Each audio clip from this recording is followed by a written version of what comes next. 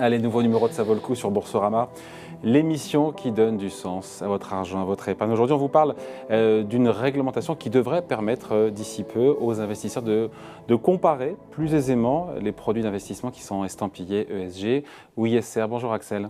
Bonjour. Axel Pierron, directeur chez Morningstar Sustainalytics. Donc il y a un nouvel amendement qui est lié à la directive MiFID 2, il faudra expliquer un peu ce que c'est, qui va imposer en fait, bientôt, on n'y est pas encore, mais c'est pour bientôt, à partir du 2 août, aux distributeurs de fonds, la communication donc, de certaines caractéristiques ESG de leurs produits aux investisseurs. C'est ça, tout à fait. En fait, la directive MIF, elle a été créée… 2014, ça Alors la MIF 2 en 2014, tout à fait, et c'était en fait une nouvelle mouture de la MIF, et notamment qui avait été mise en place pour régler certains errements qui étaient apparus en 2008. Et notamment, l'idée était d'apporter plus de transparence aux investisseurs en obligeant les conseillers financiers à communiquer notamment leur mode de rémunération, mais aussi des caractéristiques des investissements comme le niveau de risque, l'horizon d'investissement, etc. Et donc, il n'est pas étonnant aujourd'hui avec le développement du marché de l'ISR que le régulateur considère que les caractéristiques ESG rentrent dans la MIF et fassent partie de cette nouvelle transparence demandée aux conseillers financiers. Voilà. Et donc l'idée, alors taxonomie, SFDR, ce sont des mots qui sont importants dans cette vidéo. Peut-être on peut expliquer déjà. Oui, alors très rapidement en fait, l'idée de la MIF 2, c'est d'articuler une partie des réglementations qui ont émergé ces dernières années sur l'investissement ISR et notamment la taxonomie.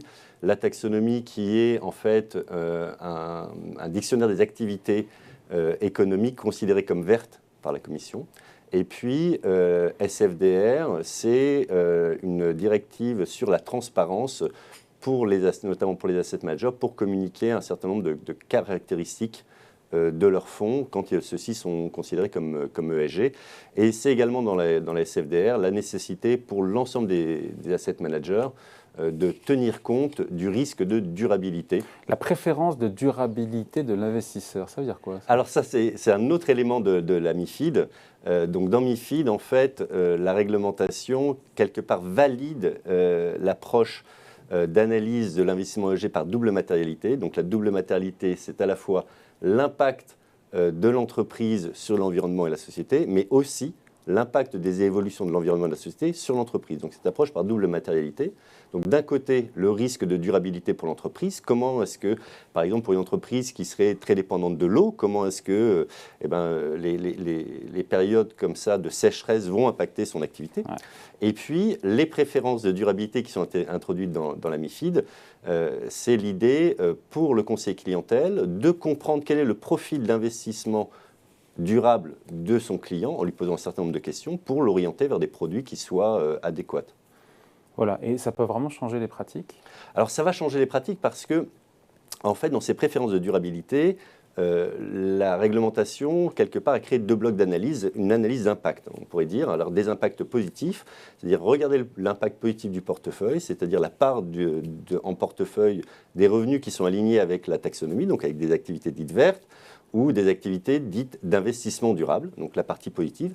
Et puis la partie négative, c'est aussi la réponse par rapport aux impacts principaux négatifs, ce qu'on appelle les PAI, du portefeuille, donc des impacts négatifs qui peuvent être le niveau d'émissions carbone, mais aussi, par exemple, l'inégalité salariale homme-femme dans les entreprises qui seraient en portefeuille.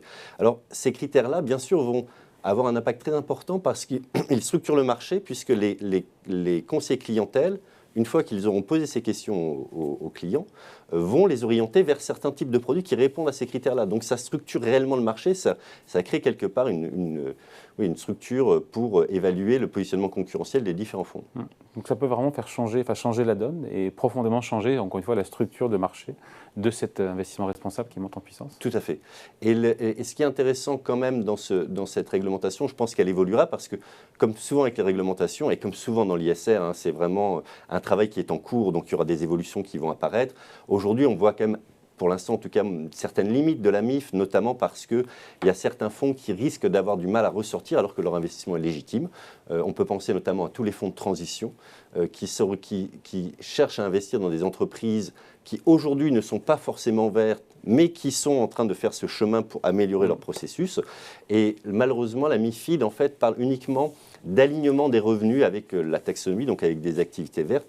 et non pas d'alignement des CAPEX. Et les CAPEX, c'est ce que l'entreprise investit pour ses activités futures. Oui, c'est l'avenir. C'est l'avenir. Donc ça, malheureusement, pour l'instant, on ne l'a pas. Et puis la MIF pose aussi des questions aussi sur le niveau d'expertise des conseillers clientèle et aussi de leurs clients, dans leur capacité à répondre à ces préférences de durabilité. Parce qu'aujourd'hui, si on ne contextualise pas les questions, on risque d'avoir des réponses qui sont parfois un petit peu hors marché. Et on peut penser notamment au taux d'alignement avec la taxonomie. Aujourd'hui, on estime que 5% de l'économie européenne est alignée avec cette taxonomie européenne. Ouais. Si on ne donne pas cette information à l'investisseur avant de lui poser la question, il risque de donner des réponses qui vont être de 80-100% peut-être d'alignement. Et donc, de ce fait, on ne va pas forcément trouver des fonds qui répondent à leurs besoins. Ça risque d'être un peu une limite. Et in fine, est-ce que cette réglementation, à partir du 2 août, permettra aux investisseurs, dans l'autre sens, parce qu'ils sont interrogés, c'est très bien par le conseiller clientèle, mais aussi de comparer plus facilement les produits d'investissement entre eux et in fine de réduire le greenwashing, parce que c'est ça le sujet aussi. Alors c'est le but de réduire le greenwashing, effectivement ça va donner vraiment des éléments de comparaison intéressants. Après, comme je vous le disais, c'est vraiment encore un travail en cours. Il y a des Work choses, in progress. Voilà, il y a des choses qui ne sont pas encore parfaitement définies, et notamment le concept d'investissement durable qui est dans la MIF et qui est encore un peu flou et peut être sujet à interprétation. Et donc là, on peut imaginer que certains acteurs vont tenter de booster un petit peu leur taux de manière en appliquant une méthodologie assez lâche ou une interprétation assez souple de cette réglementation-là. Donc on pense que le régulateur, là aussi, va à terme clarifier sa position et que les choses deviendront plus précises. Voilà, tout ça va évoluer évidemment. Bien sûr. Mais la première pierre, c'est au 2 août. La première pierre, c'est le 2 août. Et puis ce qui est intéressant tout de même dans cette réglementation, c'est vraiment cette articulation de ces deux réglementations existantes, la taxonomie et la SFDR, de les articuler ensemble pour en faire un outil qui permette de mieux conseiller l'investisseur particulier. Allez, merci beaucoup. Explication signée Axel Pierron pour Morningstar. Merci beaucoup. Je vous remercie. Ça vaut le coup. On revient la semaine prochaine, ici sur Boursorama.